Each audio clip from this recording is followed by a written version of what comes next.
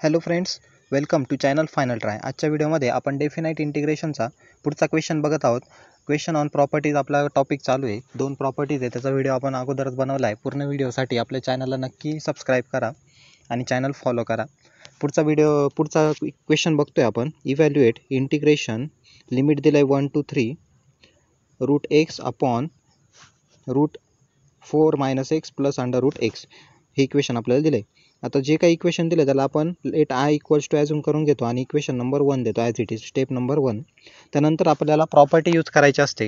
आता प्रॉपर्टी कोणती यूज करणार आहे आपण बाय युजिंग प्रॉपर्टी, तर ते आपण लिमिटवरून ठरवतो। लिमिट काय आपलं a to b, दोन कॉन्स्टंट टर्म आहे म्हणजे a to b लिमिट आहे। मग a to b ची प्रॉपर्टी आपण वापरणार आहे इथं। मग a to b ची प्रॉपर्टी काय सांगते, f ऑफ x आपण रिप्लेस करणार आहे। कशाने रिप्लेस करणार आहे, a + b - x ने। जिथे जिथं x आहे तिथं आपण a + b - x आहे रिप्लेस करणार आहे। त्यानंतर ए कोणता आहे आपला, तर ए असतो आपलं लोअर लिमिट आपला a1 आणि अप्पर लिमिट जे असतं ते आपलं b असतं, ते आलं आपलं 3। ए आणि बी आपण आता ठरवलं आहे। त्यानंतर आपण काय करणार आहे, रिप्लेस करणार आहे। प्रत्येक एक्स आपण कशाने रिप्लेस करणार आहे, a + b - x ने, या टर्मने a + b - x ने प्रत्येक एक्स आपण इथं रिप्लेस केला आहे। बघा इथं आपण काय केलं आहे, रिप्लेस केला आहे। इक्वेशन नंबर 1 रिप्लेस केल्यानंतर ते सॉल्व केलं। 3 + 1 4 - x, नंतर हे सॉल्व केलं, इथं आलं अंडर रूट एक्स। हे सॉल्व केलं 3 + 1 - x आलं 4 - x। सॉल्व केल्यानंतर जे काही इक्वेशन येतं त्याला इक्वेशन नंबर 2 द्यायचं। इक्वेशन नंबर 2 आल्यानंतर कंपल्सरी स्टेप आहे आपली, आपण काय करतो, ॲडिंग करतो। इक्वेशन नंबर 1 आणि 2 काय करतो, ॲड करतो।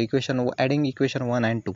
इक्वेशन 1 आणि 2 ॲड करताना किंवा ही स्टेप करताना एक लक्षात ठेवायचं, LHS पण ॲड करायचं आपल्याला। LHSला आपलं काय असतं, i + i काय होतं आपला 2i, आणि RHS पण आपण इथं ॲड केला आहे। Root x plus under root x 4 - x इथं आपण सॉल्व करतो आहे। त्यानंतर हे सॉल्व केल्यानंतर आपलं खाली उरतं आहे ॲज इट इज टर्म आपण घेतली। अंडर रूट एक्स असा झाला, मधला प्लस असा झाला, under root 4 - x as it is इथं आला। त्यानंतर डिनॉमिनेटर सेम होता, बघा डिनॉमिनेटर दोन्ही सेम होता, मग डिनॉमिनेटर आपण कॉमन काढला इथं। त्यानंतर आता हे सॉल्व करताना सारख्या टर्म दिसत आहे मला, सारख्या टर्म आपण कट करणार आहोत। Under root x cancel, under root 4 - x cancel, उरलं काय 1 dx आणि इकडे 2i। लिमिट 1 dxचं इंटिग्रेशन येतं x, आणि लिमिट आपण LHSला लिमिट असतं ते आपण RHSला इथं लिहिले। त्यानंतर ॲप्लाइंग लिमिट ॲप्लाय करताना काय करतो, upper limit minus lower limit, okay. म्हणजेच 3 - 1 होईल इथं। 3 - 1 काय होईल, 2। LHSला काय आपले 2, हा 2 आहे, हा 2 आपला कुठे जाईल, डिनॉमिनेटरला इकडे आला। 2/2 काय झाला, 1। हे झालं आपलं फायनल आन्सर। अशा प्रकारे आपण हा क्वेश्चन सॉल्व करतो। आन्सर आपलं करेक्ट आहे की नाही हे चेक करण्यासाठी पण आपल्याकडे एक फॉर्म्युला आहे।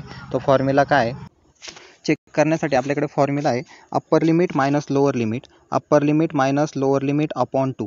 या फॉर्म्युला जरी आपण व्हॅल्यू टाकल्या तरी आपल्याला कळून जातं आन्सर आपलं करेक्ट आहे की नाही, हे आपण चेक करू शकतो। किंवा आन्सर आपण काढण्याच्या अगोदर बघून घ्यायचं काय आन्सर येतं, त्यानंतर आपण क्वेश्चन सॉल्व करून म्हणजेच आपला कॉन्फिडन्स देखील वाढतो। Thank you friends for watching video.